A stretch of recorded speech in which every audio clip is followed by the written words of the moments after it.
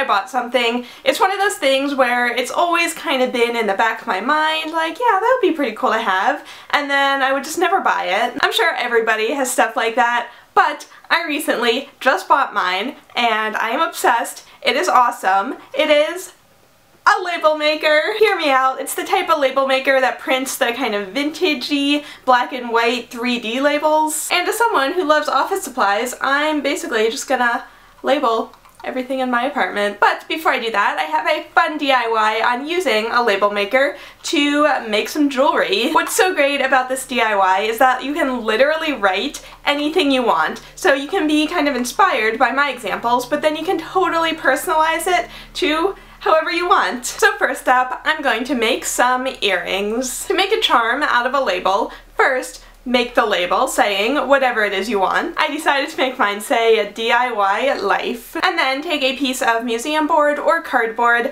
I like museum board because the edges are black so it looks cleaner, but really you just need anything that's not going to be like flopping around. Press your label onto the edge of the museum board and use a craft knife to cut it out. And then if you want, to make a second label that says the same thing and press that onto the back so that people can see the text no matter which way it ends up facing. After that, if you want to, you can cut a decorative edge, but that's another optional step. And then just use a thumbtack to make a hole up at the top, put in a jump ring, and you've got a charm that you could use in earrings, necklaces, any type of jewelry you can think of. I decided to make a second one and attach them to clip-on earrings since I don't have pierced ears, and I think they came out so cute. Next up, I'm going to make this funky sorry not sorry ring. Just make labels for sorry, not, and sorry, and press them onto the museum board stacked on top of each other. Cut them out, including the little divots where the knot is smaller. And then once you've got that cut out, just grab a ring base and use E6000 to attach the two together. Once it's dry, you've got this awesome ring that looks like you bought it in some hipster Etsy shop, but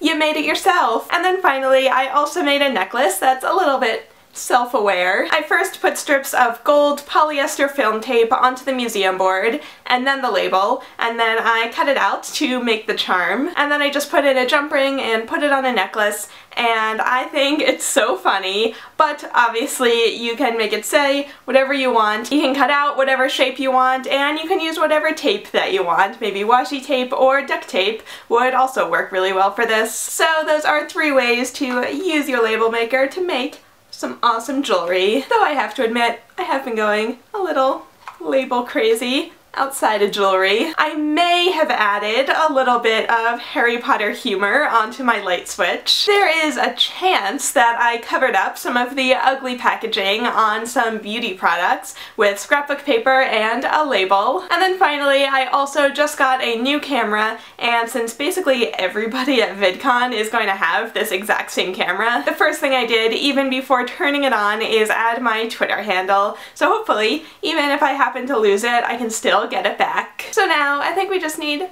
one more label.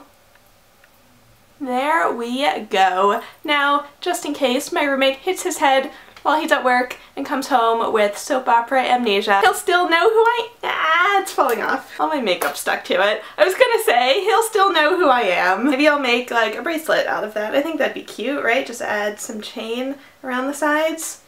Definitely. Okay, so anyway, let me know in the comments what you would want your jewelry to say if you were to make label maker jewelry. Or let me know if you also have a label maker and if you're obsessed with it and what kinds of stuff you've been labeling. Thank you guys so much for watching. Don't forget to press like and subscribe, and I will see you all again next week. Bye everyone!